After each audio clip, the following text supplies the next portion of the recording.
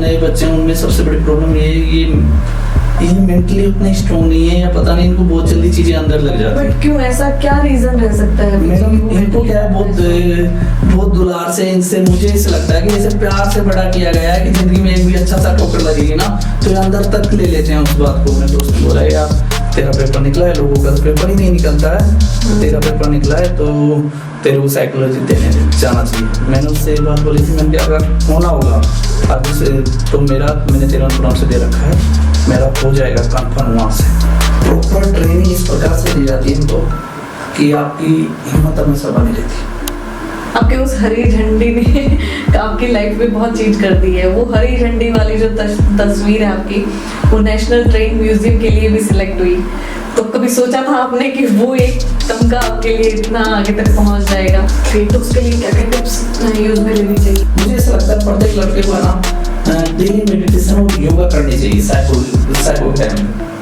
अच्छा। और कुछ भी नहीं करे ना तो भी मतलब खुद को 15 से 20 मिनट डेली खुद को देना चाहिए। बच्चों का ये भी बहुत सवाल रहता है कि लोको पायलट बनने के बाद में सीधा आपको ट्रेन में डाल देते हैं कि नहीं अभी ट्रेन चलानी है, या फिर उसके लिए एक प्रॉपर ट्रेनिंग होती है? और ट्रेनिंग अगर होती है तो कितने टाइम पीरियड की होती है? उसमें क्या क्या सिखाते हैं ट्रेनिंग में? कई लोग ना पैदल निकले हैं, मैं उनको लिए रेलवे ने कई बार देश के काम आई है। मुझे ऐसा लगता है रेलवे ने कई बार देश के काम आई है और रेलवे देश सेवा में सबसे आगे रहा है। लोको पायलट की वर्दी पहनना ही एक बहुत बड़े गर्व की बात है। उसके पीछे कोई भी जहाँ पे लोग दिवाली के दिए जला रहे होते हैं या होली के रंगों में डूबे हुए होते हैं, वहाँ पे एक लोको पायलट का एक मोट त्याग होता है जो बहुत पीछे बहुत सारी चीज़ों को छोड़ देता है। उस त्याग के बारे में आप क्या कहना चाहेंगे? वो जो एक फीलिंग है, वो जो भावना है कि बहुत सब कुछ पीछे छूट गया, उस चीज़ को कैसे व्यक्त करना चाहेंगे आप यकीन नहीं करोगे, मैंने पिछले 5 साल से ज़्यादा हो गए मैंने कभी देखा कि मैंने कुछ लाइनें इस पे भी लिखी थी कि रात के 3 बजे सारा शहर सोया है, एक लोको पायलट ट्रेनिंग जाके बहुत रोया। सोचता है मैं भी तो एक इंसान हूँ, मुझे भी तो त्योहार मनाना होता है। वो यही सोच के सो जाता है कि आज फिर नाइट ड्यूटी जाना है।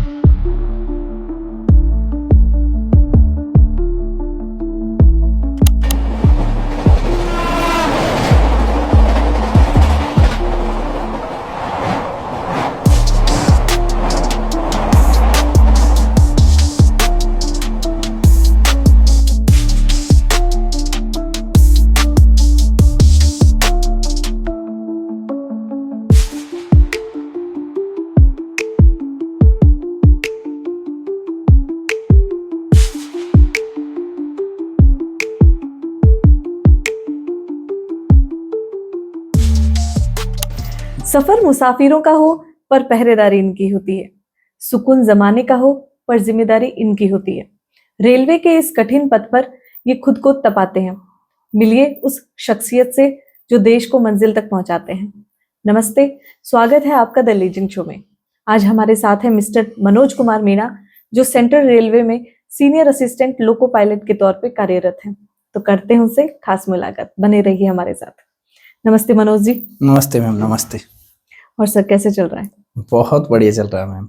सब अच्छा? एकदम बढ़िया।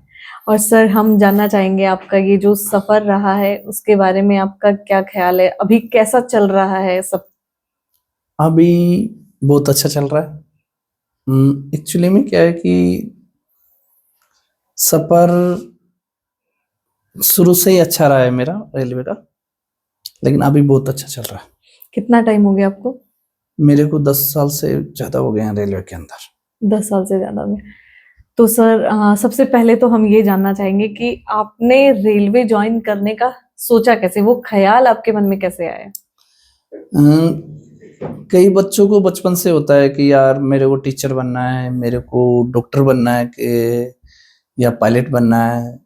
तो मेरा वैसा कुछ नहीं था। मैंने 10th क्लास किया, तो 10th क्लास करने के बाद मैं पढ़ने में उतना अच्छा नहीं था, तो घर वालों को लगा कि यार इसको कुछ यहाँ थोड़ा संगत ऐसे ही है, तो उन्होंने थोड़ा मेरे को बाहर निकाला।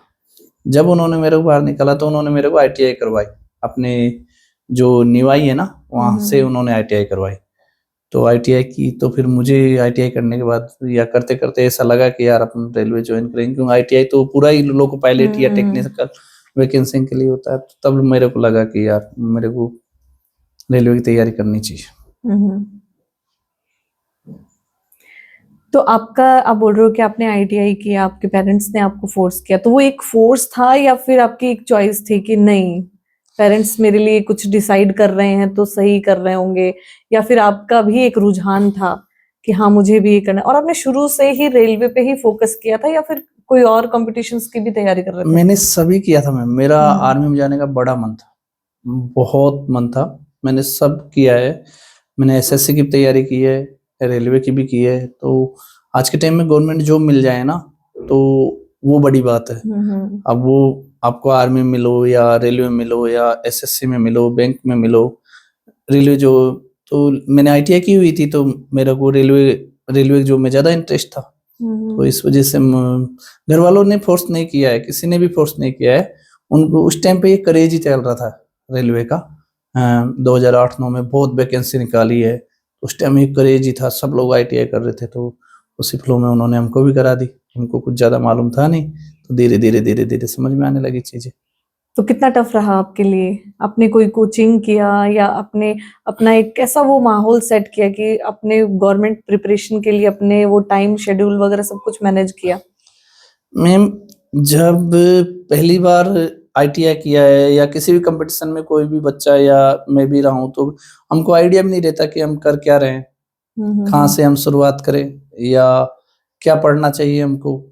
कोई भी या कोई सीनियर हो तो उससे पूछ सकते हैं, या कोई ऑलरेडी जॉब में तो उससे गाइड ले सकते हैं हम। तो मैंने क्या स्टार्टिंग किया लूसेंट से, अपने जीके GS की। उस टाइम 60 रुपए की लूसेंट आती थी, 60 से 70 रुपए की। अभी एक्चुअली मुझे प्राइस नहीं मालूम।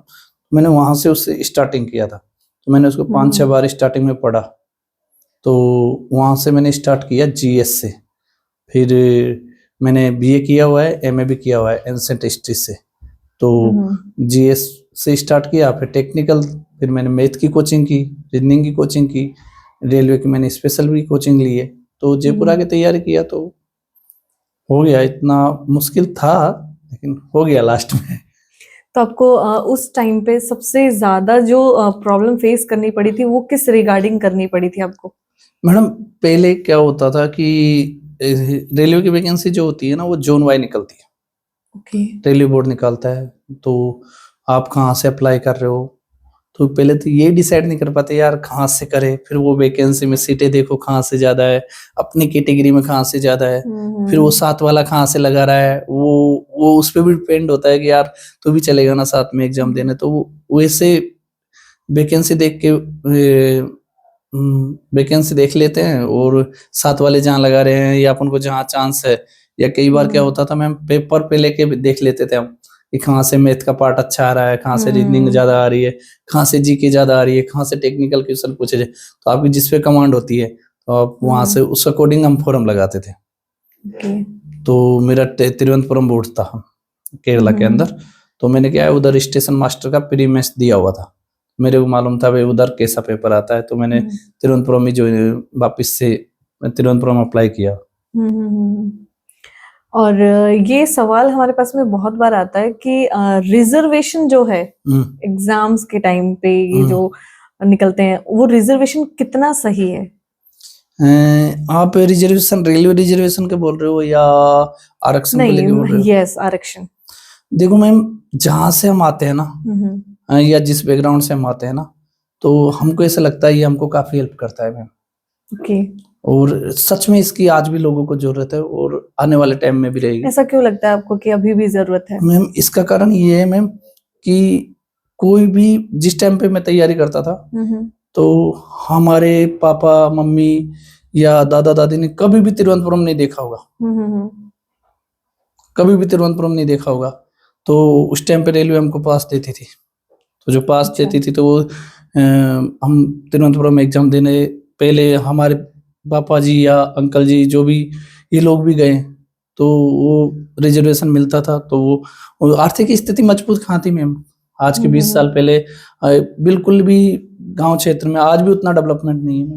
तो वो उस टाइम के स्टडी में और अभी के टाइम में जो स्टडी मटेरियल्स आ रहे हैं सबसे बेस्ट कौन सा है जो बच्चों को अप्लाई करना चाहिए, अपनी फोकस करना चाहिए कि ये हमें इन्वॉल्व करना है हमारी पढ़ाई में ताकि वो और अच्छा कर पाए और इजी भी हो?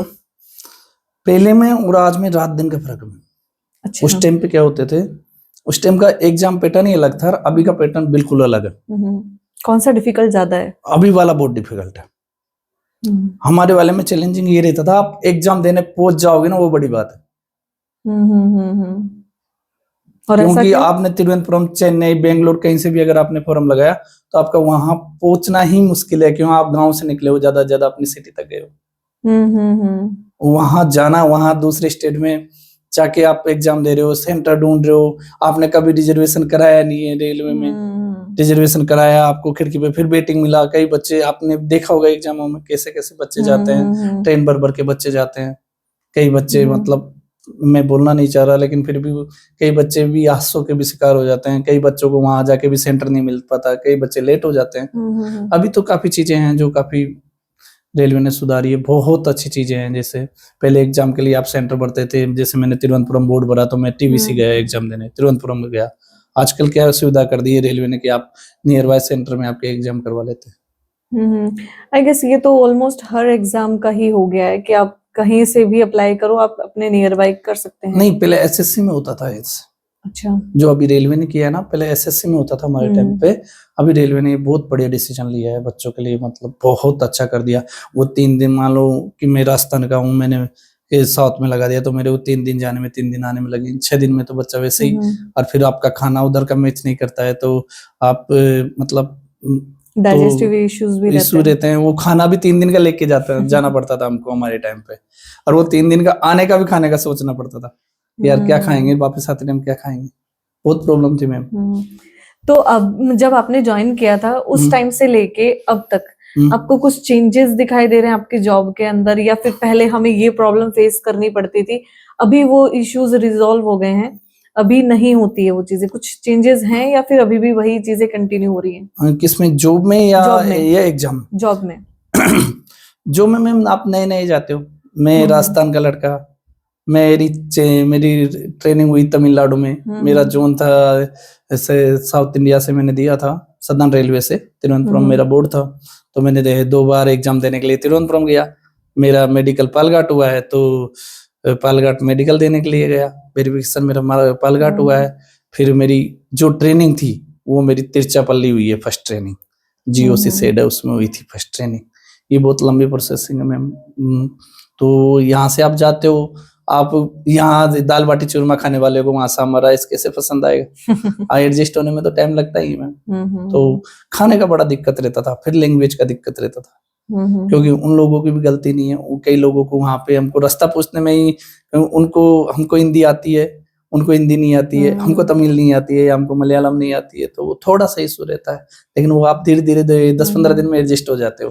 आपको नहीं लगता ये लैंग्वेज बैरियर जो है ये ऑलमोस्ट हर जगह पे हर किसी को ही फेस करना पड़ता है? तो ये एज अ सजेशन हम ये चीजें हो सकती है ना कि स्टेट वाइज लैंग्वेज अपने सिलेबस में ऐड किया जाए? नहीं मैम, वो उस पे मैं ये सब के बारे में क्या ही बोल सकता हूँ, मैं इतनी बड़ी पोस्ट पे भी नहीं हूँ जो ये सब चीजें बोलूं, लेकिन लैंग्वेज की दिक्कत वो होता है ना कि हाँ आपने वो चीजें फेस की हैं तो कहीं ना कहीं एक रियलाइजेशन होता है कि काश ये चीजें हमें बहुत पहले से सिखाई जाती तो पता रहता यहाँ पे आके। क्योंकि जहां तक मैंने ऑब्जर्व किया है अदर स्टेट्स के जो लोग हैं उनको हिंदी आती है, इंग्लिश आती है, बट हमें तमिल नहीं आती है, हमें तेलुगु नहीं आती है, हमें बंगाली नहीं आती है, ना हमें मराठी आती है कि हम उनकी लैंग्वेज समझ पाए। तो मैम जैसे केरला है उसमें 12th तक इंग्लिश और हिंदी कंपलसरी है। तो केरला में तो लगभग काफी लोगों को हिंदी आती है, इंग्लिश भी आती है। तो जो अपने बैकग्राउंड से जाते हैं अपना थोड़ा इंग्लिश कमजोर रहता है।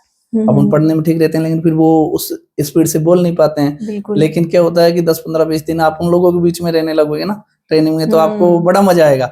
वो आपको तमिल सिखाएंगे, हम हिंदी के शब्द सिखाएंगे, कुछ उनको, कुछ वो मलयाली सिखाएंगे। मतलब बहुत मजा आता है मैम। वो धीरे धीरे सब एडजस्ट हो जाता है। वो सब, ये तो अपनी भारत की वो एक सुंदरता ही है ना। हाँ, इंडिया सुंदरता ही है। फिर अगर सभी इक्वल हो जाएंगे तो फिर वो अलग होके भी एक देश कैसे रहा है।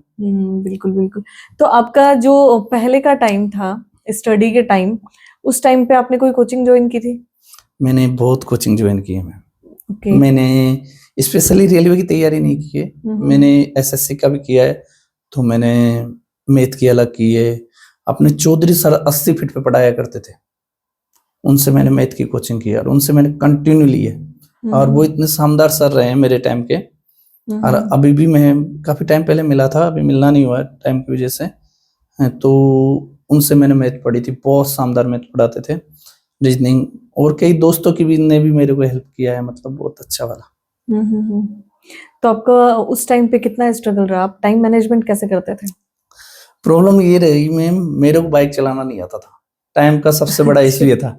मैंने जितनी कोचिंग की है ना पूरी रेंजर पे की है। मेरे पास एक ग्रीन कलर की रेंजर थी, पूरी रेंजर पे की है, मतलब अपनी साइकिल।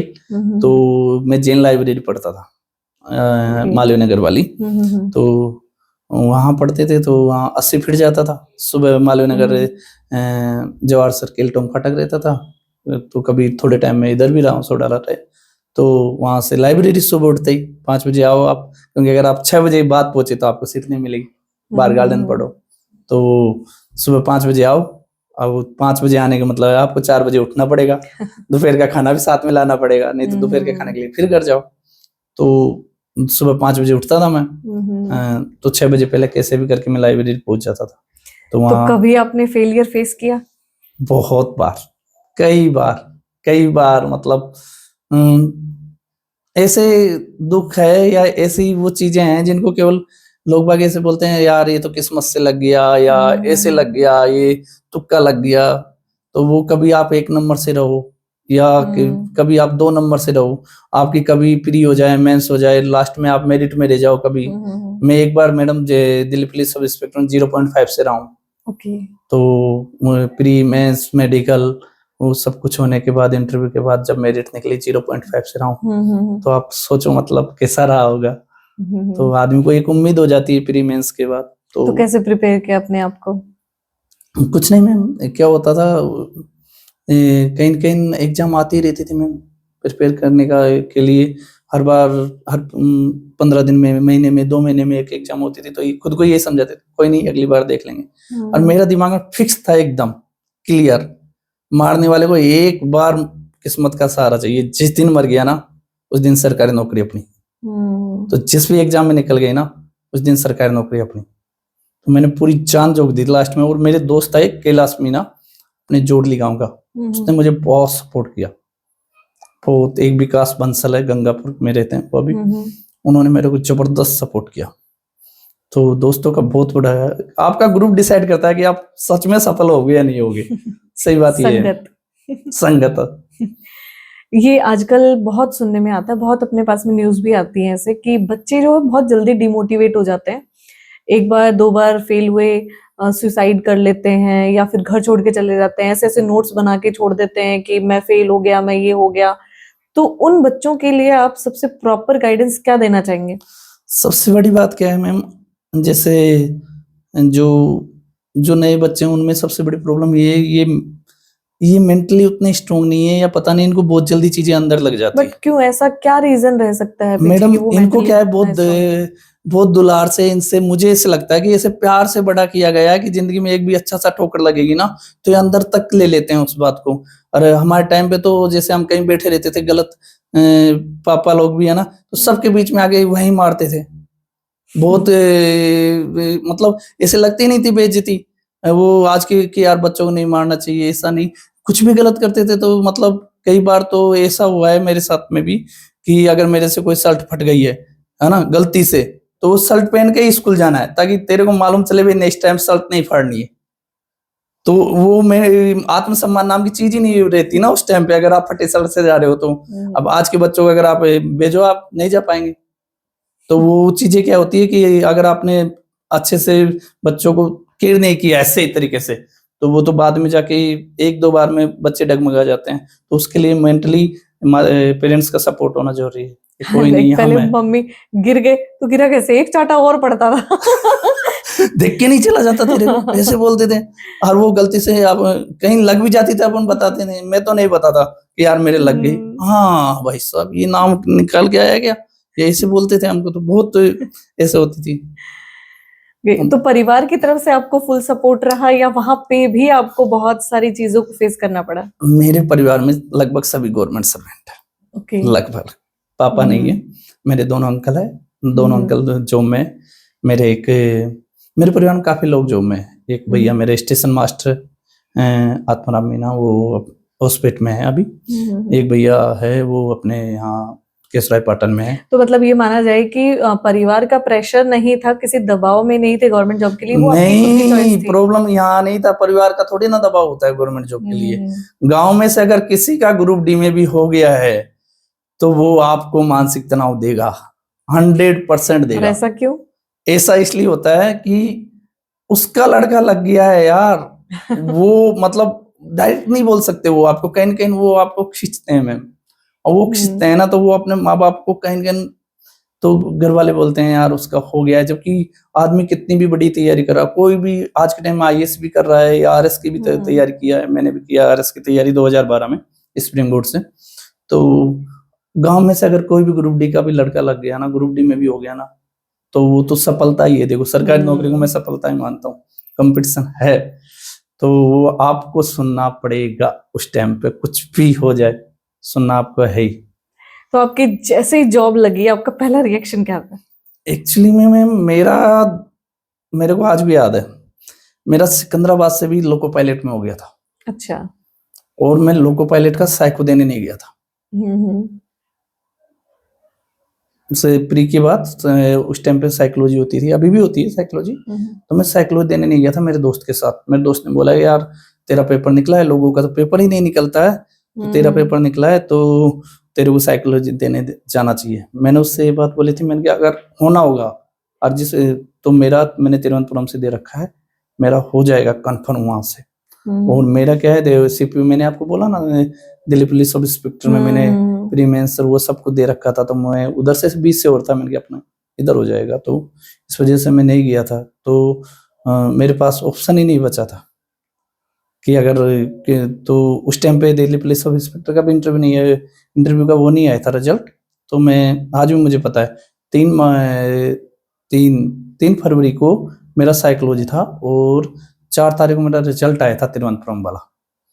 तो शाम को मेरे किसी दोस्त ने कॉल किया कि साइकोलॉजी का रिजल्ट आया है, देखो आप। तो मेरा दोस्त है विकास बंसल, तो वो उसके मोबाइल में देखते थे। तो उसके पास सैमसंग का फोन था, मेरे पास छोटा फोन था।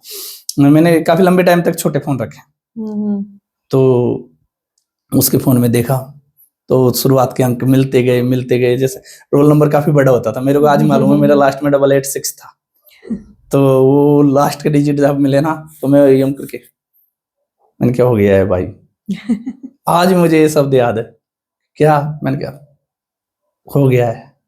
मतलब इमोशन बयान नहीं कर सकते, मतलब आदमी रोता नहीं है, कई बच्चे रो भी देते हैं, मैं भी। तो वो एक अलग खुशी होती है मैं। और पेरेंट्स का रिएक्शन? पेरेंट्स को मेरे पेरेंट्स को हमेशा ये मालूम रहा था कि ये लगेगा 100%। मेरे पेरेंट्स श्योर थे, शुरू से श्योर थे कि ये बंदा लगेगा। चाहे मैं कई बार मेरा ऐसा हुआ कि बड़ी एग्जामों में हुआ, छोटी एग्जामों में नहीं हुआ है। बड़ी एग्जामों में मेरा प्री मेंस मैंने साइकोलॉजी तक दिया, स्टेशन मास्टर का वेरिफिकेशन तक मैंने स्टेशन मास्टर का दिया मैम। और इधर कभी कभी मेरा ग्रुप डी का पेपर ही नहीं निकला है, मतलब पेपर निकल गया है तो मैं मेरिट में रह गया हूँ। तो ऐसे हुआ है मैम। तो पेरेंट्स को कहीं मालूम था कि एक दिन कर देगा, एक दिन एक कर देगा, गारंटी से कर देगा। मेरे पापा को बहुत कॉन्फिडेंस था मैम मैं अच्छा, ये हाँ, क्यों है कि लोग गवर्नमेंट जॉब की तरफ ज्यादा भागते हैं और प्राइवेट जॉब की तरफ कम? क्या एक लैक रह जाता है कि मैम कभी आप शादी में जाना, मैंने महसूस किया है, जो ही बता रहा हूँ। मैं कई बार शादी में गया हूँ बेरोजगार टाइम पे। कोई बंदा अगर ग्रुप डी में है या कोई सी भी पोस्ट पे है, स्टेट गवर्नमेंट हो या सेंट्रल गवर्नमेंट हो, कोई भी बंदा, उसका सम्मान ही अलग रहता है। तो सारा खेल रिस्पेक्ट का है मतलब? सारा खेल रेस्पेक्ट का है। सारा खेल आप किसी से भी पूछ लेना, सारा खेल रेस्पेक्ट का है। तो वो हमको, मेरे को वो चीज कहीं कहीं लगती थी कि यार इसके तो अपन भी हकदार है, पक्का हकदार है। तो आपको नहीं लगता कि गवर्नमेंट जॉब में फिर भी एक सिक्योरिटी है जॉब की, बट प्राइवेट जॉब में वो नहीं है? दैट्स व्हाई लोग ज्यादातर रुझान गवर्नमेंट जॉब की तरफ रखते हैं। मैडम बैकग्राउंड का फर्क है। जैसे हम ग्रामीण क्षेत्र से आते हैं, ज्यादातर बच्चे जो शहरी क्षेत्र के लड़के हैं या जो बिजनेस कर रहे हैं, है ना, उनको मालूम है कि गवर्नमेंट जॉब से अच्छा पैसा भी प्राइवेट जॉब में है। लेकिन उनको कई चीजें ऐसी भी है ना मैम कि हम गांव से आते हैं, तो हमारे क्या है कि अगर आपकी गवर्नमेंट जॉब है तो आप शेर हो यहाँ के, शेर हो आप। बाकी आप प्राइवेट में कितना भी कमा लो, आप नहीं हो। मतलब आपके पास पैसा हो सकता है लेकिन वो रेस्पेक्ट हमारे समाज में नहीं है मैम। तो वो चीज है मैम। ओके, जैसे ही आपने ज्वाइन किया रेलवे, आपको सबसे बड़ा आपकी लाइफ का टर्नओवर जो था वो क्या लगा? टर्नओवर ये था ना मैम, मेरा वहां से 0.5 से मैं सब इंस्पेक्टर में रह गया और मेरा इधर हो गया था फाइनल पहले ही, उस रिजल्ट के पहले। तो मेरा कंफर्म था कि अपन ज्वाइन करेंगे, आगे तैयारी नहीं करेंगे, पक्का। वो हो गया होगा ना कि अब तो पूरा फोकस यहीं देना है अपन को। चांस ही नहीं है ना मैम। अब इतनी हिम्मत नहीं है कि मैं दोबारा जॉब छोड़ूं। मैंने 2011 में वो गलती की हुई थी, मैंने पैरामिलिट्री ज्वाइन नहीं किया था। मैंने 3 साल कैसे निकाले हैं मेरे को मालूम है। तो दोबारा मैं ये रिस्क लेना ही नहीं था, चाहे वो केरल भेजो या कहीं भी भेजो।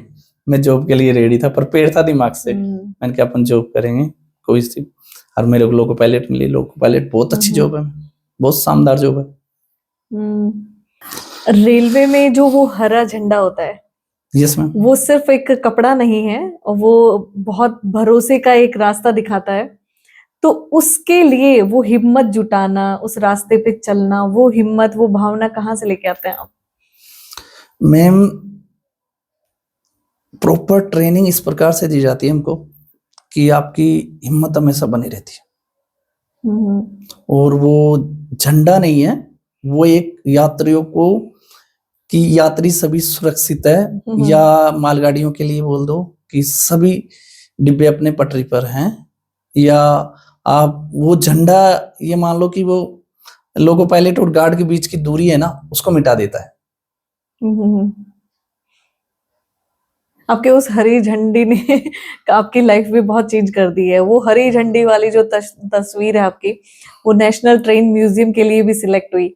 तो कभी सोचा था आपने कि वो एक तमगा आपके लिए इतना आगे तक पहुंच जाएगा? नहीं, वो पिक्चर का ऐसे हुआ था कि गरीब रथ का लास्ट ट्रैक था। गरीब रथ का जो पहले ग्रीन कलर की चलती थी ना, तो उसको LHP में कन्वर्ट, लाल कलर वाले में कन्वर्ट किया, LHP बोलते हैं उसको। तो उसका लास्ट डे था, तो उसको लोगों को सजाया गया था रेल फैंस के द्वारा।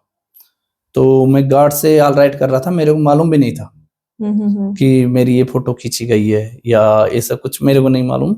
तो वो सभी रेल फिल्म से, रेलवे म्यूजियम या रेलवे बोर्ड इनसे फोटो मंगवाते हैं कि किसी के पास अच्छी नहीं, जैसे किसी के पास लोगों की, तो इनसे पूरे इंडिया से सेलेक्ट करते हैं वो। तो उन्होंने फोटो भेजी तो वो सिलेक्ट हो गई, मेरे को मालूम भी नहीं था। लेकिन मुझे लगता है कहीं कहीं आप ईमानदारी और मेहनत से काम करते रहे, एक दिन आपको फल जरूर मिलेगा, मैं पक्का मिलेगा। बिल्कुल। एक मैं ये जानना चाहूंगी कि बच्चों को अभी कौन सा अपने सिलेबस में ऐड करना चाहिए, कौन सी बुक्स सबसे बेस्ट हैं, या फिर कौन से कोचिंग के बेस्ट नोट्स हैं जो बच्चों को पढ़ने चाहिए? प्रेजेंट टाइम पे मैम मैं किसी के बारे में भी, कोचिंग के बारे में मैं कुछ बोलना नहीं चाहूंगा मैम, क्योंकि जिस टाइम पे मैंने तैयारी की थी और आज की तैयारी की है ना, उसमें रात दिन का फर्क है। तो मैं किसी भी कोचिंग के लिए नहीं बोलना चाहूंगा, वो बच्चे तय कर लेते हैं आज के टाइम में इतने। तो बुक्स के लिए मैं इतना बोलना चाहूंगा कि आप बुक्स पढ़ो, लेकिन सबके पहले अगर आप लोको पायलट लाइन में आना चाह रहे हो तो आपका जो ट्रेड है या जिससे आपने डिप्लोमा किया हुआ है पहले वो कंप्लीट होना चाहिए।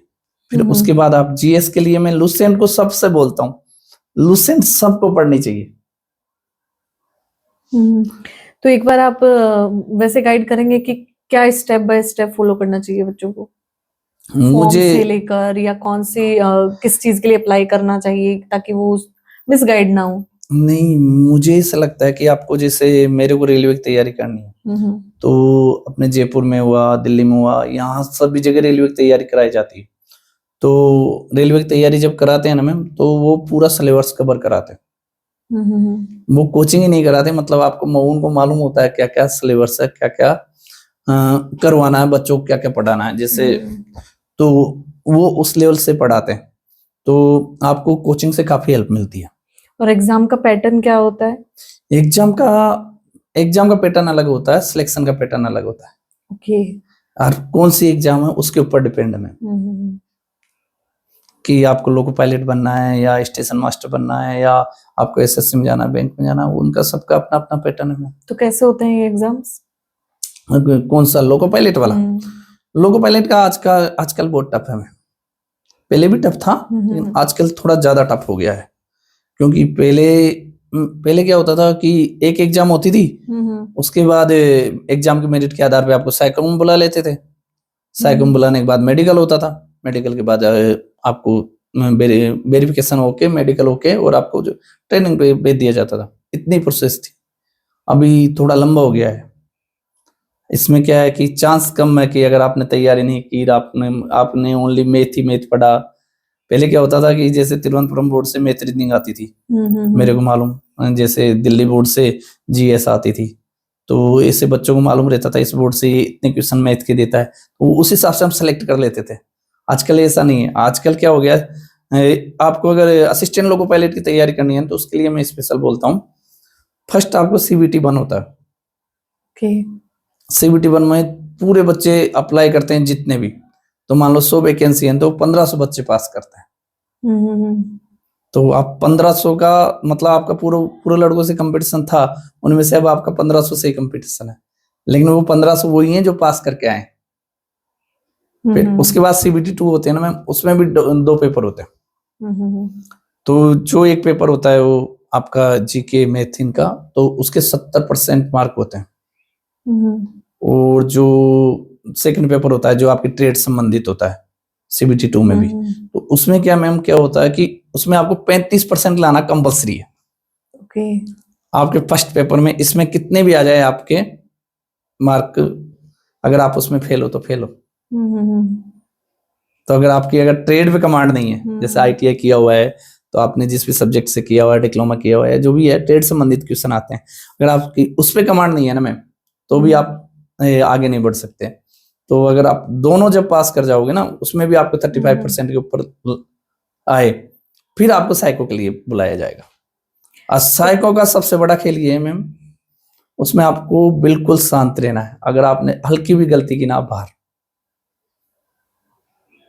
तो उसके लिए क्या क्या टिप्स यूज में लेनी चाहिए बच्चों को? मुझे ऐसा लगता है जब तक आपके साइको है ना, तब तक आपको डेली प्रैक्टिस करनी है पेपर की। मैंने बहुत सीट निकाली है, वो प्रैक्टिस सीट देते हैं कोचिंग वाले, साइको की भी कोचिंग होती है। जयपुर में बहुत अच्छा करवाते हैं, राजेश जी करवाते थे पहले मेरे टाइम पे साइको कोचिंग। कई लोग पाटलिपुत्र जाके भी किया है, कई लोगों ने, मेरे साथ वालों ने, है ना। तो लेकिन उन लोगों को ज्यादा प्रॉब्लम नहीं आती जो तैयारी करके रखते हैं, जैसे मैं बोला ना आपको, क्योंकि यहाँ तक का मामला इतना टफ कर दिया है कि तो वो उतना इजी हो जाता है, ज्यादा टफ नहीं पड़ता है उनको। लेकिन वो जिसने भी अच्छा सा मतलब दिमाग पे कंट्रोल रखा, शांत रहा ना, तो वो कर जाता है। अगर आपने जल्दबाजी की, गलती से भी आपसे कुछ गड़बड़ होगी ना, आप बाहर। उसमें पूरा खेल, अगर मुझे ऐसा लगता है प्रत्येक लड़के को है ना डेली मेडिटेशन और योगा करनी चाहिए साइको के टाइम पे। अच्छा। और कुछ भी नहीं करे ना तो भी मतलब खुद को 15 से 20 मिनट डेली खुद को देना चाहिए। और साइको पेपर के पहले मुझे लगता है कि सबको है ना बिल्कुल शांत, आधा 1 घंटा कम से कम शांत बैठना चाहिए। आपकी तैयारी कम है ना तो भी आपके चांस है, अगर आप शांत रहे तो। क्योंकि आप शांत रहे ना तो आप चीजों को सोच सकते हैं, आपके 17 चीजें दिमाग में नहीं चलेगी। होगा नहीं होगा, कैसे आएगा, वो वाले ईंट वाले क्वेश्चन कैसे आएंगे, डिब्बे वाले कैसे आएंगे, ऐसे क्वेश्चन होते हैं मैम वहां पे। तो शांत रहे ना तो आप आराम से, चाहे आप कम क्वेश्चनों के आंसर दे रहे हो लेकिन आप गलत नहीं कर रहे ना। तो साइको का भी आपका फिर 30% जोड़ा जाता है, वो 70% और ये 30% मिला के मेरिट निकलती है। और एक बच्चों का ये भी बहुत सवाल रहता है कि लोको पायलट बनने के बाद में सीधा आपको ट्रेन में डाल देते हैं कि नहीं अभी ट्रेन चलानी है, या फिर उसकी भी एक प्रॉपर ट्रेनिंग होती है? और ट्रेनिंग अगर होती है तो कितने टाइम पीरियड की होती है, उसमें क्या क्या सिखाते हैं ट्रेनिंग में? मैम सीधा ऐसा नहीं है मैम, मैं आपको बता देता हूँ। लोको पायलट के आप सेलेक्ट हुए हो तो आप लोको पायलट सेलेक्ट नहीं हो मैम, आप असिस्टेंट लोको पायलट सेलेक्ट हुए हो। तो आपकी उसकी ट्रेनिंग होती है, प्रॉपर ट्रेनिंग होती है। सभी कोर्सेज होते हैं, डीजल के भी होते हैं, एसी के भी होते हैं, सबके अलग अलग जगह ट्रेनिंग होती है, प्रॉपर ट्रेनिंग होती है मैम। और उसमें भी सबसे बड़ी बात यह है, उसमें भी आपको 60% मार्क्स कंपल्सरी है। क्योंकि लोको पायलट जो कैटेगरी है ना वो सेफ्टी कैटेगरी में आता है, और एकदम फ्रंट है रेलवे का लोको पायलट। तो एकदम आपको एकदम वहां भी पूरा डिसिप्लिन स्कूल की तरह एकदम, सुबह 5 बजे उठना है, 6 बजे आपको ग्राउंड में पहुंचना है, पीटी करनी है, नहीं गए तो फिर वो एकदम डिसिप्लिन एकदम। तो लोको पायलट की प्रॉपर ट्रेनिंग होती है। तो इसमें कई पार्ट है, जैसे सेंट्रल रेलवे में तो भुसावल में होती है, और साउथर्न रेलवे में तिरुचिरापल्ली में होती है, अपने चेन्नई में आवड़ी है वहाँ होती है। ऐसी कई जगह ट्रेनिंग होती है, जो प्रत्येक जोन की अलग अलग जगह ट्रेनिंग होती है। तो कोरोना काल के टाइम पे आपको क्या क्या चीजें थी जो फेस करनी पड़ी? आई गेस सबसे डिफिकल्ट टाइम रहा होगा कोरोना टाइम पे। मैं आपको बताता हूँ मैम, कोरोना काल का सबसे डिफिकल्ट टाइम लोको पायलट के लिए रहा है। और ऐसा क्यों? रेलवे में सबसे डिफिकल्ट टाइम डॉक्टर्स, और इनके बाद अगर देखा जाए तो लोको पायलट का रहा। एक जगह डर से वो दूसरी जगह एक जगह से पहुंचाना। दूसरी जगह, उस टाइम पैसेंजर ट्रेन से एक्सप्रेस ट्रेन बंद थी, गुड्स ट्रेन चलती थी, रनिंग रूम्स पूरे बंद थे मैम। तो आपको और वापस से घर भी आते थे मैम, तो आधा डर फैमिली को रहता था। सभी की बात मैं कर रहा हूँ। तो आप सोचो जो आपके घर में राशन पहुंचा है ना कोरोना पीरियड के टाइम पे, या जितना भी हमने गुड्स बहुत चला है उस टाइम। तो हमारा और हम इस मोटिवेट से करते थे कि यार हमको करना है, हमको बुलाते थे कि आपको आना है, कि यहाँ ये गाड़ी है, उतने बजे वो गाड़ी है, गुड्स गाड़ियाँ चलती थी पे, एक्सप्रेस गाड़ियाँ बनती उस टाइम पे।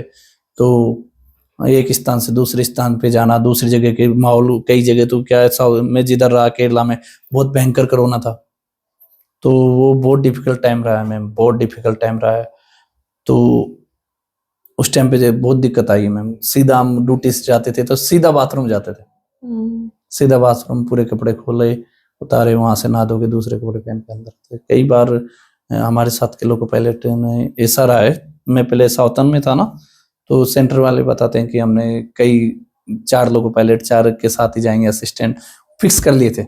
उससे क्या है, वो फिक्स रहे भाई ये इसको हुआ है तो उसको होने के चांस से। तो ऐसे करके बहुत डिफिकल्ट रहा है मैम, लेकिन अब बाद में बहुत अच्छा लगता था मैम।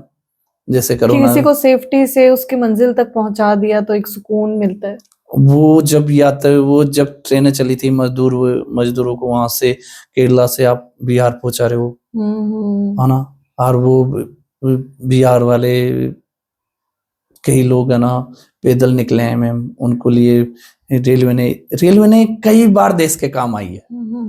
मुझे ऐसा लगता है रेलवे ने कई बार देश के काम आई है, और रेलवे देश सेवा में सबसे आगे रहा है।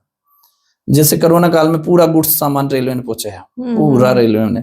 ट्रक बाद में ट्रांसपोर्ट के लिए तो ट्रक वगैरह यूज होते ही हैं, लेकिन जहां से भी सामान है, खाद्य सामग्री वगैरह सब रेलवे ने पहुंचाया। कई मजदूर, कई घरों को क्या ना, मतलब कई लोग पैदल जा रहे थे, उनके लिए रेल प्रोवाइड कराई। और कई लोगों को अभी आप कुछ दिनों पहले देख लो, आप फ्लाइट की रिस्ट्राइक हुई तो हमारे रेलवे मंत्री जी ने अलग अलग ट्रेनें चलाई और सब लोगों को घर पे पहुंचाया। तो रेलवे का अपना एक योगदान रहा है भारत के विकास में।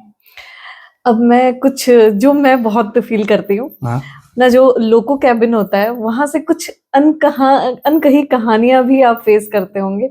जैसे कि जब कोहरा का टाइम होता है या आप किसी जंगल वाले रूट से जा रहे होते हैं, तो बहुत सारी ऐसी चीजें होती हैं जो आपके सामने आती है। कुछ ऐसी कहानी होती है, लाइक जैसे उगते हुए सूरज को देखना, कोहरे को देखना, तो वो एक अलग ही अनुभव है। उस अनुभव के बारे में बताइए। मैम वो क्या है कि जैसे आप सुबह आपकी ड्यूटी है तो आप ऐसे देखते हो ना मैम, आगे की कैब से आपको एकदम फ्रंट दिखता है, तो वो सूरज ऐसे एक एक सेकंड का उगता हुआ दिखाई देता है। मैं आपको एक वाक्य बताता हूँ मैम, पालघाट का। मैं केरला में था तब का। मैं और हमारे साथ के ड्राइवर सर दोनों हम जा रहे थे कहीं ट्रेन लेके, मतलब लाइट इंजन लेके वहां से ट्रेन लेके आनी थी। सामने हाथी आ गए। बाल्यार एक जगह पड़ती है, कोई अपना तमिलनाडु और केरला के बॉर्डर के। और कोहरा था उस टाइम पे? नहीं कोहरा नहीं था। ओके। मतलब केरला है ना, है ही देखने लायक। तो वहां पे क्या है मैम कि वो पूरा जंगल है, तो वहां हाथी आ जाते हैं ट्रैक पे। अच्छा। तो एकदम हाथी आ गए। तो हाथी आ गए ना, तो सर ने गाड़ी कंट्रोल किया, है ना, इमरजेंसी मार के हमने गाड़ी कंट्रोल किया। हाथी के 200 मीटर पहले हम रुक गए। वो अपनी मस्ती में मस्त, हमने हॉर्न दिए तो वो हॉर्न मतलब वो 1 मिनट बाद में वो निकल गए हाथी वहां से। लेकिन वो नजारा मेरी आंखों में हमेशा रहेगा मैम। मतलब हाथी जा रहे हैं, 3-4 हाथी जा रहे हैं, तो वो हॉर्न हमने बजाया तो वो निकल गए वहां से। 1-2 मिनट बाद में रास्ता साफ हो गया, हम आगे निकल गए।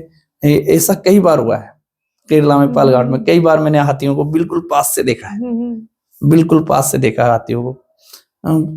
और एक तो वो वाक्य मुझे याद है। और एक बार मैम क्या हुआ था, कालीकट एक जगह है केरला में जहाँ वास्को डी गामा 1498 में पहली बार आया था। तो वहां से हम ट्रेन लेके निकल रहे थे, तो एक लड़का हेडफोन लगा के और पटरी पे चल रहा था। हमने बहुत हॉर्न मारे, बहुत हॉर्न मारे। बट हेडफोन्स लगा रखे हैं, सुना ही नहीं होगा उसे। हेडफोन की वजह से उसने सुना ही नहीं। गाड़ी स्पीड में नहीं थी, कंट्रोल हो गई थी। उसके पहले खड़ा हुआ, उसके पास जाके हुई ना, तब उसको मालूम चला कि गाड़ी है पीछे। तो ऐसा तो कई बार होता होगा ना, कभी कोई कई सामने बार आता है, कोई होता है मैम। लेकिन वो मतलब उस दिन वो भी उसका लक था, उसका लक था या कुछ भी मान लो आप। वो मोमेंट भी नहीं भूल सकता मैं। मतलब वो बाल ही बचा था उस दिन। तो वो हमको थोड़ा अच्छा फील नहीं होता मैम कि वो तो गलतियां तो उनकी है। हमारे देख गवर्नमेंट ने या आपको सड़क दी है चलने के लिए, और आप सड़क पे चल के ना पटरी पे जाओगे। तो ये लापरवाही जो होती है, इसका क्या रीजन रहता है मेन? शॉर्टकट्स? कई बार क्या होता है मैम, लापरवाही क्या होती है, मैं सबको ये बोलूंगा कि ट्रेन को लेके लापरवाही ना करें, और चीज आपको माफ कर देगी, और चीज आपको माफ कर देगी, लेकिन आपको ट्रेन कभी माफ नहीं करेगी। आप रोड क्रॉस करते गए तो मानो आप कार से ठुके, तो आप हो सकता है टूट फाट के रह जाओ। आपका जब रास्ता ही नहीं है पटरी पे, तो आप उस पे जाना ही नहीं है ना आपको। तो वो तो आपके लिए बना ही नहीं है ना, वो तो ट्रेन के लिए बना है। तो आप जा रहे हो और फिर ऊपर से आप हेडफोन भी यूज कर रहे हो, तो वो तो गलती है ना मैम। तो लापरवाही ये है कि ये आपको अगर ट्रैक पे चलने की अगर नौबत भी आ रही है ना, तो आप हेडफोन यूज मत करो। और ऐसा कई बार रेलवे ने ऐड दिए हैं, लोगों को कई बार समझाया है, लेकिन फिर भी मेरे समझ में नहीं आता, लोगों को समझ में नहीं आता है। तो कहाँ कमी रह जाती है, कन्वर्सेशन में या फिर उनके नहीं कन्वर्सेशन में नहीं रहती है मैम। रेलवे अपनी तरफ से पूरी कोशिश करती है, लोग अपनी तरफ से लापरवाही करते हैं। लोगों को पता नहीं, कई बार तो ऐसे होता है कि वो जानबूझ के ट्रेन के आगे खड़े रहते हैं कि ड्राइवर रोकेगा, पों पों पों पों पों। हम भी बात है, हमको मालूम है उनको हटना है, लेकिन वो हमारा ड्यूटी है। क्योंकि एक बच्चे को पालने में मैम कितनी जान निकलती है एक माँ की। आप एक दिन से लेके एक बच्चा 20 साल मान लो बड़ा हो रहा है, और वो उसकी मस्ती के लिए मतलब ट्रेन के साथ मस्ती कर रहा है, तो ये थोड़ी ना मैम। तो कितना मतलब वो बहुत दर्द भरा है मैम। वो सब किस्से ऐसे बहुत हुए हैं, लेकिन वो उनकी लापरवाही। मुझे सबसे ये निवेदन करूंगा कि प्लीज आप ट्रेन के साथ मजाक ना करें, वो आपको माफ नहीं करेगी। अगर माफ भी किया ना तो या तो आपका कहते हैं आजकल प्लेटफॉर्म्स में भी बहुत ऐसे इंसिडेंट्स देखने को मिलते हैं, लोग चलती हुई ट्रेन के अंदर चढ़ने की कोशिश कर रहे हैं या उतरने की कोशिश कर रहे हैं, तो हादसे हो जाते हैं बहुत बार। नहीं, कई बार कई लोगों ने परिवार गंवाए हैं, कई लोगों ने। आरपीएफ ने बहुत समझाया लोगों को, और ये रेलवे ने सिर्फ एक बहुत ही समझाया। रीजन है कि लापरवाही। लापरवाही नहीं, किसी को लगता है, किसी को जल्दी है, आपको जल्दी है तो 10 मिनट पहले निकलिए, 20 मिनट पहले निकलिए। प्लेटफॉर्म पे आपको सुविधा दी है ना रेलवे ने, तो आपको सुविधा दी है तो आप भाई, आपको रुकने के लिए भी जगह दी है प्लेटफॉर्म पे, आपको लेडीज के लिए अलग से सब कुछ, आपको बैठने के लिए वेटिंग रूम दिए गए हैं ना रेलवे की तरफ से। तो रेलवे की तरफ से कोई कमी नहीं है मैम, रेलवे ने अपना काम पूरा ईमानदारी से किया है। लेकिन वो यात्री जिनको घर से 10 मिनट लेट निकलना है, जल्दी निकलना है, उनको लास्ट में ट्रेन पकड़नी है, या बच्चों को चढ़ा देते हैं जल्दी में, खुद नहीं चढ़ पाते हैं, या पानी लेने उतरते हैं, तो वो जब हॉर्न भी मारती है ट्रेन निकलने के पहले, तो वो लास्ट मोमेंट पे आएंगे, कहीं कहीं उनका पैर स्लिप हो जाता है, या कुछ ऐसा हो जाता है कि गाड़ी स्पीड पकड़ ली है। आरपीएफ ने कई बार लोगों की जान बचाई है। तो मैं यही कहना चाहूंगा कि लापरवाही नहीं करे, ट्रेन को लेके ना करें। लापरवाही किसी भी चीज की अच्छी नहीं है, लेकिन ट्रेन को लेके करोगे ना आपकी लाइफ खा जाएगी। यात्री से मुझे याद आया, एक आपका इंसिडेंट था वो ब्रेसलेट का, गोल्ड ब्रेसलेट का, जिसमें एक यात्री का ब्रेसलेट ट्रेन में रह गया था, तो वो किस्सा जानना चाहेंगे? वो किस्सा बड़ा मजेदार है मेरी लाइफ का। वो किस्से ने ये मान लो मेरी लाइफ पलट के रख दिया। कई लोको पायलट है, कई असिस्टेंट लोको पायलट है, कई लोग अच्छे काम करते हैं, सभी लोग ईमानदारी से। तो क्या हुआ था, 8 सितंबर की बात थी, तो मेरी उस दिन दुरंतो एक्सप्रेस थी, तो मेरे साथ में थे नितिन वानखेड़े सर। अच्छा। वो एलपी थे, मैं एलपी सीनियर एलपी। तो हम दोनों जा रहे थे साइन ऑन के लिए ड्यूटी। तो ड्यूटी जा रहे थे तो हमको क्या हुआ, 3 नंबर पे 4 नंबर पे गाड़ी आई हुई थी, वंदे भारत एक्सप्रेस। तो वंदे भारत आती है ना, तो वंदे भारत के गेट ऑटोमेटिकली खुलते हैं। अच्छा। और जब वो चलती है उसके पहले ऑटोमेटिकली बंद रहते हैं, हो जाते हैं। तो हम प्लेटफॉर्म क्रॉस कर रहे थे, प्लेटफॉर्म चल रहे थे, तो मुझे लगा किसी का कुछ पड़ा हुआ है। तो एक बार तो मैं आगे निकल गया था देख के, लेकिन मेरे को डाउट हुआ कि यार कुछ गोल्ड जैसा है कुछ। तो मैंने सर को बोला, शाइन आ रही होगी उसमें। हाँ, तो मैंने सर को बोला, सर एक मिनट रुको, मैं आता। तो मैं 10 फीट 15 फीट आगे निकल गया था, वापिस आया, मैंने गेट पे पड़ा हुआ था, मैंने देखा, तो मैं देखते समझ गया, मैंने कह रहे तो गोल्ड का ब्रासलेट है, इतना चौड़ा था। मैं आज ही मुझे याद है, और इतनी गजब डिजाइन का था वो, मतलब मैं देखते समझ गया मैंने ये गोल्ड है। तो अब क्या करें, किसको दे, प्रॉब्लम ये है ना मैम। वंदे भारत ट्रेन में जो टीटी होते हैं वो गेट पे खड़े थे बगल में, एक को छोड़ के। मैंने सर को बुलाया, मैंने कहा सर किसी यात्री का ये गिरा है। तो वो बोले यार भैया क्या करें। फिर मैंने सर आरपीएफ को बुलाया, हमने आरपीएफ को बुलाया, तो आरपीएफ आए। फिर मैंने वो आरपीएफ पे थे उनको बोला, मैंने कहा प्लीज आप सर को बुला के लेके आइए। तो आरपीएफ के एसआई साहब आए, 3-4 आरपीएफ वाला गए। तो इतने में जिसका गिरा था ना, वो आपका पाते हुए आया मैम, उसका बीपी शुगर सब बढ़ा हुआ था। तो वो बोला सर मेरा है, मेरा है, मेरा है। तो मैंने उसको बोला, मैं सर आपका है तो आपको मिलेगा, हमको रखना नहीं है रेलवे में। हमको छोड़ो, किसी भी रेलवे कर्मचारी को किसी का भी मिला हुआ सामान रखना नहीं है, या तो जमा कराना है, या किसी का जिसका गिरा है वो वहीं मिल जाता है, वो आइडेंटिफाई हो जाता है कि हाँ इसी का है, तो उसको वहीं दे। तो मैंने उसको बोला सर आप आराम से रहिए, आपको मिलेगा। वो बोल रहा मेरी ट्रेन छूट जाएगी। मैंने नहीं छूटेगा, आपको मिल जाएगा, क्योंकि आप बम्बई तक जाने वाले हो, टीटी सर उसी में जाएंगे। तो मैंने बोला सर आपको मिल जाएगा। आरपीएफ सर बोल रहे थे कि ऐसा ही सर कि यार इसको जमा करा देते हैं। मैंने कहा सर एक सेकंड रुको, ये इनका बोल रहे हैं तो इनके पास कोई भी एविडेंस होगा तो इनको दे देंगे।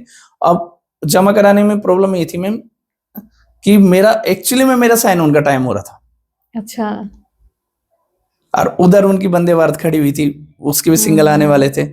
तो वो मोमेंट ऐसा था, मुझे ऐसे लगता था यार मेरी गाड़ी के लिए मैं साइन ऑन के लिए लेट हो जाऊंगा तो वो गलत हो जाएगा, मेरे पास भी टाइम नहीं। फिर मैंने उनसे बोला, मैंने कहा सर कोई भी ऐसे एविडेंस हो आपके पास जिससे मैं ये मान सकूं कि ये आपका है, तो हम आपको हैंड ओवर कर देंगे। फिर उसने क्या किया, जिस डेट को उसने लिया था ना, उस डेट के फोटो दिखाए। और कई बार क्या होता है कि जैसे मैंने ये घड़ी पहन रखी है, तो ये घड़ी कैमरे में आ जाती है अपने फोटो में, कई फंक्शन वगैरह में दिखती है कि यार हाँ ये घड़ी मनोज की है, तो ऐसे घड़ी। तो उसने क्या कई फंक्शन पे रखे, तो उसके हाथ में आ रहा था, और जिस प्रकार से वो कपकपा रहा था ना, तो मेरे को सबको यकीन था भाई इसी का है। तो मैंने साइन ऑन का टाइम देखते हुए मैंने क्या किया, उसको ब्रेसलेट को उसको हैंड ओवर कर दिया। जब हैंड ओवर किया ना, तब आरपीएफ ने वो फोटो ली थी जो नेट पे वायरल हुई है, धमाकेदार वाली। तो वो आरपीएफ ने फोटो ली, टीटी सर ने फोटो ली, और टीटी सर को बोला गया भाई आप आपके साथ बंबई तक जाएंगे, तो आप इनका ना, क्यों किसी और भी तो क्लेम कर सकता है ना मैम कि किसी और का है। तो बाद में उन्होंने टीटी सर को बिल वगैरह मंगवा लिए थे, टीटी सर ने व्हाट्सएप पे उनके घर से, तो वो सब वो तो आइडेंटिफाई होके उन्होंने मेरा काम इतना था कि मैं उनको हैंड ओवर करूं। तो वो फोटो वायरल हुई है भयंकर। अब वो फोटो मुझे नहीं पता था ये फोटो वायरल होगी। मैंने मेरा ड्यूटी किया, उसको हैंड ओवर किया, सर और मैं साइन ऑन करने चले गए और वापिस आ गए, हेडक्वार्टर वापिस आ गए। तो बाद में वो तो लोगों में आग मच गई कि यार 67 ग्राम का गोल्ड मिला था, ऐसे बंदे ने लौटा दिया, जो चीज अपनी है ही नहीं तो उसको रखना। तो वो काफी वायरल हुआ। मैं उसकी वजह से बहुत लोग मेरे को जानने लगे, बहुत लोग, और बड़े बड़े लोगों ने उसको पोस्ट किया अपने अपनी वे। और मेरे समाज में भी मुझे कई बार मुझे अच्छा फील होता है कि अपन ने बहुत अच्छा काम किया है। लेकिन वो क्या कुछ ज्यादा ही वायरल हो गया, तो थोड़ा मुझे उम्मीद नहीं थी, इतनी उम्मीद नहीं थी कि यार मैं कभी कभी बोलता भी हूँ कि पापा ऐसा कैसा, कि क्या होता है जब आपकी निस्वार्थ भावना रहती है ना, बिल्कुल, तो आपको रिटर्न डबल मिलता है। तो मैंने आपको पहले भी बोला कि आपको जॉब सिलेक्शन चाहिए, तो आप एक बात ये सोच लो कि एक बार किस्मत का सहारा चाहिए मारने वाले को। एक भी एग्जाम में हो गया तो आपकी लाइफ पूरी सेट है। तो उस घटना के बाद लोग बाग काफी जानने लगे। कई लोग, एक बार तो मैं यहाँ तक कि कहीं पे चाय पी रहा था, मैं कहीं वहां किसी व्यक्ति को नहीं जानता था। एक बच्चा आया, करीबन 17 साल का होगा, 16-17, वो मेरे से बोला सर ये आप ही हो ना? उनके मैं हूँ, कि एक सेल्फी। मैंने कहा भाई वीडियो ले सेल्फी की। तो उस घटना का काफी असर हुआ है, काफी लोग जानने लगे हैं।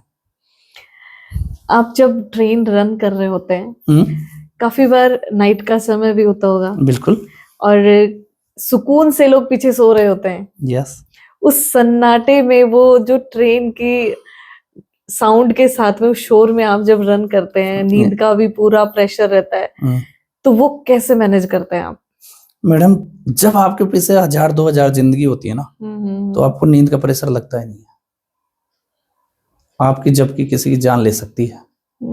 तो वो आपके पीछे जब लोग बाग इतने सुकून से सोए रहते हैं ना, और लोको पायलट को प्योर रेस्ट दिया गया है, मतलब घर पे भी रेस्ट के, आउट स्टेशन पे भी रेस्ट दिया गया है, तो वो उतने चांसेस नहीं होते हैं नींद लगने के। तो अरे आप क्या है, जॉब करते करते आपको आदत हो जाती है। जैसे शुरुआत में थोड़ी दिक्कत आती है स्टार्टिंग में, तो बाद में आपको आदत हो जाती है, तो मैनेज हो जाता है। नींद का इतना इशू नहीं है। मैंने बहुत पहले एक लिखा था, एक लाइन लिखी थी कि लोको पायलट लोक मान्यताओं में तो हीरो है, असल जिंदगी में नींद से टूटा हुआ सिपाही है। तो नींद तो हमको डेली तोड़ती है मैम, तो नींद का कोई रोल नहीं है हमारी लाइफ। लोको पायलट की वर्दी पहनना ही एक बहुत बड़े गर्व की बात है। उसके पीछे कोई भी जहाँ पे लोग दिवाली के दिए जला रहे होते हैं या होली के रंगों में डूबे हुए होते हैं, वहां पे एक लोको पायलट का एक मौन त्याग होता है, जो बहुत पीछे बहुत सारी चीजों को छोड़ देता है। उस त्याग के बारे में आप क्या कहना चाहेंगे? वो जो एक फीलिंग है, वो जो भावना है कि बहुत सब कुछ पीछे छूट गया, उस चीज को कैसे व्यक्त करना चाहेंगे आप? आप यकीन नहीं करोगे मैम, मैंने पिछले 5 साल से भी ज्यादा हो गए, मैंने कभी दीपावली मनाई? कभी मैं दीपावली पे घर नहीं आया, कभी होली पे घर नहीं आया, क्योंकि उस टाइम पे ट्रेन ज्यादा होती है मैम, और वो हम इस चीज में खुश हैं मैम, कभी आप स्टेशन पे जाना मैम, और कोई बच्चा काफी दूर से आएगा, उसको लेने के लिए माँ बाप खड़े रहेंगे, या कोई अपना फौजी भाई आएगा, तो वो लोग घर पहुंच जाते हैं। वो मतलब जिस उत्साह से आते हैं, वो जिस उत्साह से वो मिलते हैं ना मैम, वो एक अलग ही इमोशन है, उसको बयां नहीं किया जा सकता मैम। तो वो मैनेज हो जाता है मैम, सभी चीजें हैं, आखिर हूं तो मैं भी इंसान ही, लेकिन वो हो जाता है मैम। कई बार तो ऐसा हुआ है मैम कि मैंने कुछ लाइनें इस पे भी लिखी थी कि इस रात के 3 बजे सारा शहर सोया है, एक लोको पायलट ट्रेनिंग रूम जाके बहुत रोया है, सोचता है मैं भी तो एक इंसान हूँ, मुझे भी तो त्योहार मनाना होता है। वो यही सोच के सो जाता है कि आज फिर नाइट ड्यूटी जाना है। तो त्योहार तो मैम लोको पायलट का आप मत मानिए मैम, क्योंकि पॉसिबल नहीं है ना मैम, हम लोग छुट्टियां लेंगे तो वो लोग घर कैसे पहुंचे। बिल्कुल। तो वो त्योहार का तो हमारा लगभग, और अब क्या हो गया मैम कि छुट्टियां भी सबको नहीं मिल सकती ना, कि अगर 100 का स्टाफ है तो आप 10 लोग छुट्टियां जा सकते हैं, 15 लोग छुट्टियां जा सकते हैं।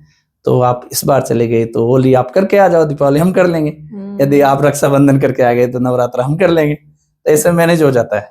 अरे मैं पालघाट में रहा था, तो वहां हमारा ऐसा चलता था मैम, इतना मस्त था उधर का कि उधर दीपावली का क्रेज कम है, उधर Onam, Pongal, Christmas, new year ये मनाते थे।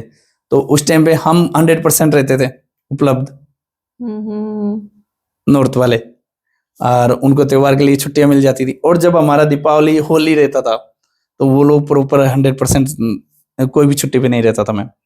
तो ऐसे करके हम मैनेज कर लेते हैं, मतलब सहयोग से ही काम चलता है मैम। तो जिनको दीपावली मनानी है तो वो होली मनाने की उम्मीद ना करें, होली दूसरे वाले मनाएंगे। ऐसे है मैम। ओके। जैसे एक आम मुसाफिर है, वो ट्रेवल कर रहा है, यस वो खिड़की से पूरे भारत को देखता है, बिल्कुल। वैसे ही आप अपने कैबिन से भी एक अलग भारत को देख रहे होते हैं। तो वो जो एक अनुभव है आपका कि कोहरा आ रहा है या सन्नाटा आ रहा है या फिर शहरों का शोर है, वो सब देखना, कोई ऐसा सबक जो इन चीजों को फेस करते हुए आपने सीखा हो कि ये मेरी लाइफ का सबसे बड़ा सबक था? कोहरा हो, अंधेरा हो, कुछ भी हो, कितना ही शोर हो, हमारा ध्यान जाता ही नहीं है मैम उससे। हमारा ध्यान सामने रहता है, एकदम सिंगल पे। और पूरी रेलवे में जितने भी लोको पायलट है हमारे पीछे, हम अकेले ही नहीं है ना मैम, पूरी ट्रेन में पूरे यात्री हैं, तो हमारा ध्यान उस ओर जाता ही नहीं है। अंधेरे में भी हमको सिंगल देखना है, दिन में भी सिंगल देखना है, मतलब हमको कुल मिला के सिंगल ही देखना है। बाकी शहर में क्या हो रहा है, किधर से कोई गुजर रहा है, बगल में से नदी गुजर रही है, तो भी सामने सिंगल देखना है, सामने तो सिंगल कभी ऐसा होता नहीं है कि जिस शोर में आप पूरा टाइम रहते हो, वो ट्रेन की आवाजें, वो हॉर्न की आवाजें, प्लेटफॉर्म्स की आवाजें, वो सब आपको नींद में परेशान कर रही हो, या फिर उनके शोर परेशान कर रहे हो कि अभी भी हॉर्न की आवाज आ रही है, सपनों में भी वो हॉर्न की आवाज सुनाई दे रही है? एक बात बताऊं मैम, मुझे पता नहीं ये हॉर्न की, इंजन की, ट्रेन की आवाज लोगों को कैसे लगती है, मुझे म्यूजिक की तरह लगती है। सच्ची बताऊं, जब तक नहीं सुन लेते ना, मतलब मैं 10 दिन भी कभी छुट्टी चला गया ना, तो ऐसे फील आता है कि यार मजा नहीं आ रहा लाइफ का। तो जैसे कई लोगों को हॉर्न बजाना हमारी ड्यूटी है, लोगों को बुरा लगता है, मैंने कई बार नोटिस किया है लोगों को। तो लोगों को बुरा लगता है, या कई के घर पटरी के पास में होते हैं, तो उनको वो आवाज ही काफी डिस्टर्ब करती है। लेकिन हम लोग को पायलट है, अगर हमको ये चीजें बुरी लगेगी तो हम तो जो भी नहीं कर पाएंगे ना मैम। हमको इंटरेस्ट है वो आवाज सुनने में, एक अलग मजा है मैम। तो इस वजह से तो हमने लोग को पायलट चुना ना मैम। तो वो कई बार सपनों में आता है, कई बार सपनों में आता है मेरे, कई बार सपनों में आता है कि हम कई बार नहीं, हर 10-5 दिन में ऐसा हो जाता है कि हम 8 घंटे ड्यूटी करेंगे तो मैम वो, या कितनी देर ड्यूटी करते हैं डेली, तो वो आपके, जैसे आप भी अगर ऑफिस में काम करते हो तो भी आपको कहीं कहीं तो आपके दिमाग में घूमता ही है, वो एक हैबिट हो गई, हैबिट हो गई है वो मैम। रेलवे एग्जाम्स के लिए मेडिकल का कितना क्या रोल होता है? बच्चों को कितना फिटनेस पे या मेडिकल पे ध्यान रखना चाहिए उन चीजों? मैं कह रहा हूँ जिसको रेलवे में जाना है ना, वो अपनी आंखें तो सलामत रखे, और कुछ रखे या नहीं रखे, आंखें जरूर सलामत होनी चाहिए। अगर आपकी आंखें सलामत नहीं है ना, आप 6/9 भी हो ना, तो आप ये उम्मीद छोड़ देना मैं लोको पायलट बनूंगा। और चीजें बाद में, अगर आपकी आंखें नहीं है ना, कि मतलब आप प्री करोगे, मेंस करोगे, साइकोलॉजी दोगे, तो वहां जाके आप मेडिकल में निकाले जाओगे। ओके। तो जिनको अगर लोको पायलट बनना है ना, वो अपनी आंखों पे जरूर ध्यान दे। आपका सबसे यादगार लम्हा कौन सा रहा?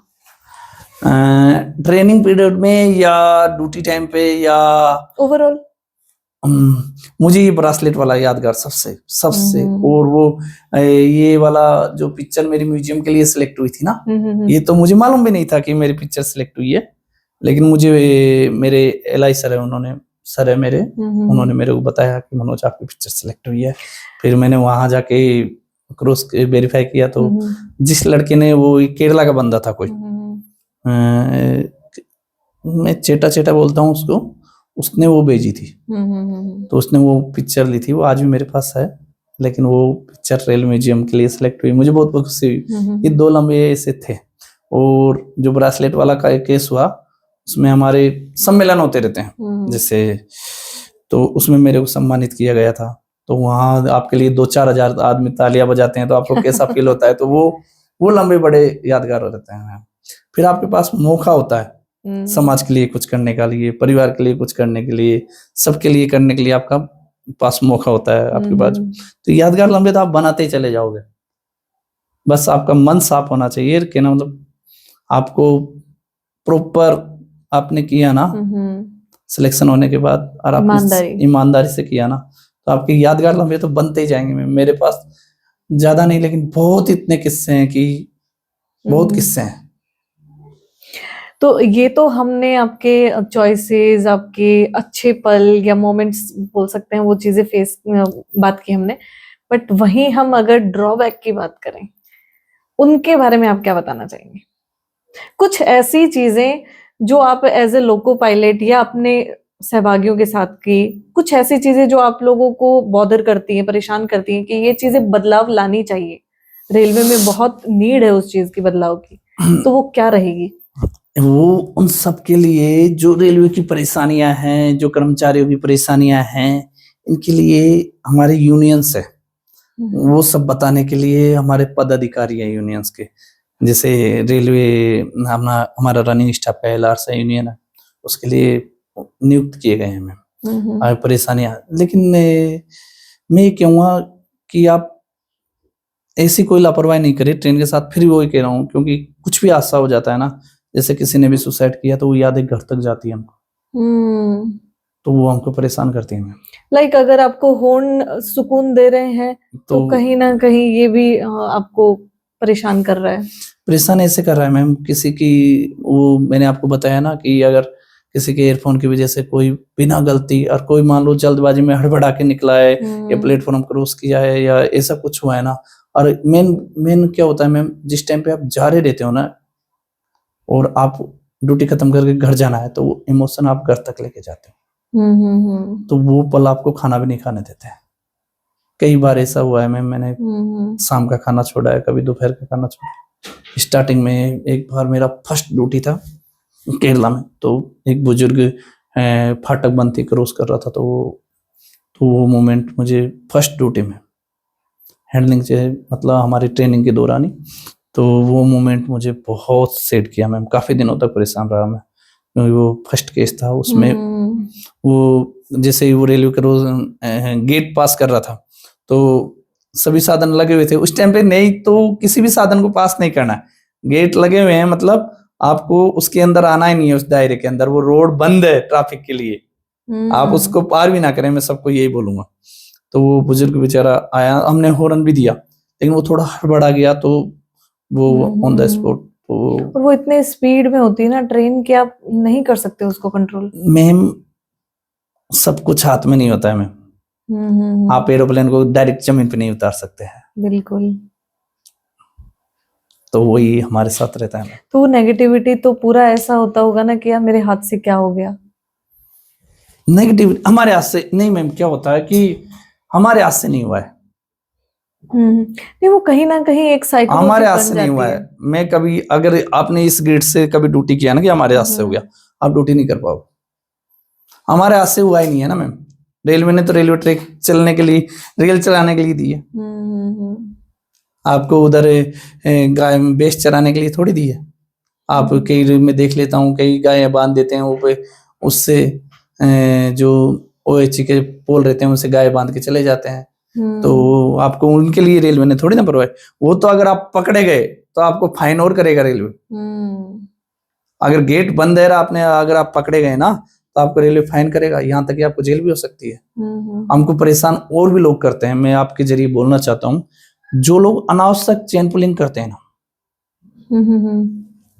जो लोग अनावश्यक चेन पुलिंग करते हैं या बिना काम, कई लोग क्या होते हैं कि किसी का घर यहाँ पास में, पटरी के पास में, तो वो लोग क्या करते हैं, चेन पुलिंग कर देते हैं। तो आजकल क्या हो गया मैम, LHP कोच आ गए हैं, लाल वाले, नई टेक्निक आ गई है।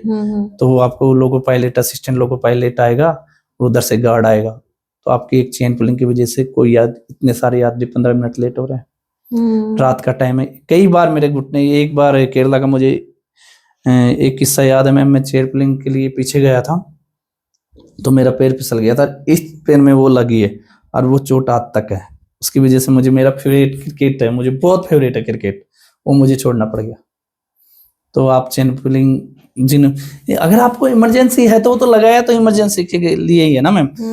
तो लेकिन आप अनावश्यक कर रहे हो मैम, कई बच्चे मजाक मजाक खींच रहे हैं, तो उनसे प्लीज ऐसा ना करे कि ना, आपकी वजह से सबको तकलीफ है, पूरे यात्रियों को तकलीफ है, रेल का डिपार्चर रहा है, लेट पहुंचेगी तो वो सब चीजें है ना मैम। तो आप समझ रहे हो मैम कि बहुत मुश्किल है मतलब।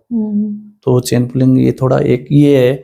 और सबसे यही है कि मैं कहना चाहूंगा, आप थोड़ा जल्दी पूछे, लापरवाही, चलती हुई ट्रेन में कोई नहीं चढ़े। आप अकेले नहीं हो, आपके परिवार में आपके पीछे पूरा परिवार है। बिल्कुल। तो अगर एक भी कैंडिडेट आपके परिवार से चला जाता है तो पूरा सदमा आपके परिवार को लगता है। तो मैं सबको ये कहूंगा, चलती ट्रेन में नहीं चढ़े, कम से कम प्लेटफॉर्म पे पहले पहुंचे, आराम से अपना टिकट ले, बिल्कुल कंफर्टेबली यात्रा करे। रेलवे बहुत आरामदायक। वो स्लोगन बना है, वो दुर्घटना से देरी वाली।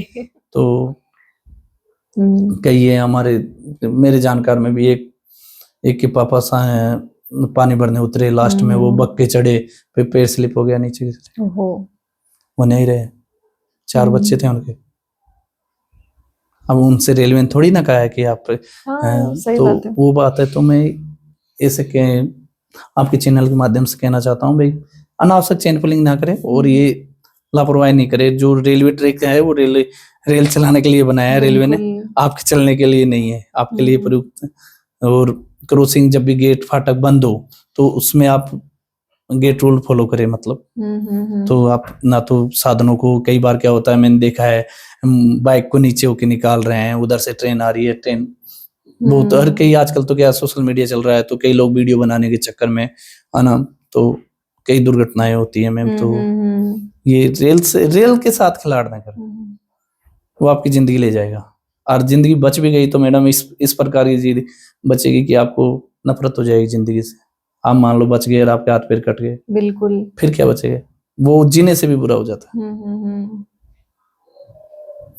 तो रेल का इसका बहुत अच्छा लगा मनोज जी आपसे बात करके, बहुत मुझे भी बहुत अच्छा लगा। मैं भी मेरी पुरानी यादों में जा सका आपकी वजह से। थैंक यू सो मच आपका कीमती टाइम देने के लिए हमें। नहीं, मुझे भी बहुत अच्छा लगा आपके साथ, और थैंक यू सो मच आपको भी कि आप इतना अच्छा कार्य कर रहे हो। बहुत अच्छा आप काम कर रहे हो, और आपकी वजह से कई लोग अपने जीवन में ये चीजें सुधार करेंगे रेलवे को लेके, और बच्चों की भी हेल्प हो जाएगी जो नए लड़के कॉम्पिटिशन। हाँ, नए लड़कों के लिए मैं एक बात कहना चाहूंगा, आप निराश मत हो, कुछ भी हो जाए। ये सोचो, अगर जिस दिन भी किस्मत ने, मेहनत ने साथ दे दिया ना, 10 एग्जाम में से एक में होगा, अभी नहीं तो अगले साल होगा, अगले साल नहीं तो उसके अगले साल होगा, जिस दिन भी होगा ना, एक ही तो एग्जाम क्रैक करनी है। अब उनको 100 सीट थोड़ी चाहिए। बिल्कुल। तो मैं सबको यही बात कहता हूँ, मैं जो मेरे से ऐसे भी पूछते हैं, तो एक बार किस्मत का सहारा चाहिए, जिस बार में मिल गया ना उस दिन सरकारी जॉब आपके पास। और किस्मत मेहनत से बदलेगी, बिल्कुल बदलेगी, 100% बदलेगी। आप लगातार लगे रहो, लगातार, फ्री हो जाता है, कभी मेंस हो नहीं होगा तो बिल्कुल, मैं भी नहीं मानती ये चीजें। काफी लोग एक्सक्यूजेस देते हैं कि अरे मुझे ये काम था, अरे आप मेरी परेशानी नहीं समझ। मैंने खुद से सुनी है ये चीजें कि नहीं मैं तो फैमिली प्रॉब्लम्स में इतनी वो हो गई कि मैं तो ध्यान ही नहीं दे पा रही पढ़े। ये सब कुछ आई थिंक एक्सक्यूजेस हैं। मैं महाराष्ट्र में से एक बंदा आईएएस बना है बकरी चरा के। बिल्कुल, ये उसका जीता जागता उदाहरण है।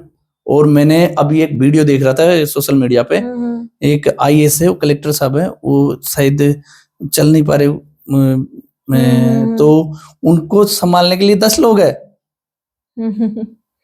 मतलब शिक्षा में इतनी दम है कि आप कर जाओगे जो कुछ आपको जिंदगी में अचीव करना है ना, वो आप शिक्षा से पा जाओगे। मुझे ऐसा लगता है। मेरे सपने तो सही शिक्षा से ही पूरे हुए हैं। तो मेरे नहीं, कई लोगों के जो मेरे साथ वाले सभी लोग हैं, सभी आज अच्छी जगह हैं। तो सबसे कहूँगा निराश नहीं होना। और ये सुसाइड का कोई सोचने का भी नहीं, कभी नहीं सोचने का कि अपन को मरना है। बिल्कुल, ये भी एक अनुभव ही है कि अगर आप शिक्षा से, जरूरी नहीं है कि आप किसी पद पे पहुंच गए, वो शिक्षा आपके कभी ना कभी काम जरूर आएगी। करेक्ट है, कुछ ना कुछ सिखा के जरूर जाएगी। 100%। मैं हारने के लिए कुछ है नहीं। बिल्कुल, वो खान सर का वो डायलॉग मुझे बहुत पसंद है, हारने के लिए कुछ नहीं है। वो ओझा साहब भी बोलते हैं, हारने के लिए कुछ नहीं है, जीतने के लिए पूरा जहां पड़ा है। तो वही मैं कहूंगा, हारने के लिए कुछ नहीं है, जितना पढ़ो उतना कम। बिल्कुल। मैंने आरएस की तैयारी की, स्प्रिंग बोर्ड से नहीं हुआ, प्री नहीं हुआ मेरा, प्री मेरे गया मैं 13 नंबर से। कोई बात नहीं हुआ तो कहीं और लगेंगे। घर वालों से बोला मैंने, नहीं हुआ है, तो घर वालों ने बोला कोई बात नहीं है, कहीं और लगेंगे। कहीं कहीं तो है ना, सही बात, कहीं कहीं तो देश के काम आ रहे हैं, कहीं कहीं तो हम लोग हैं ही अपनी मेहनत से। तो सबको मेहनत करनी चाहिए। बिल्कुल। और शिक्षा सिर्फ आपके लिए ही बेटर है, किसी और के लिए होना हो, आपके लिए तो जरूर है। और वही इकलौती चीज है जो आपके साथ में आखिर तक रहेगी। वो भी है मैम। और एजुकेशन में भी बदलाव आया है पहले से।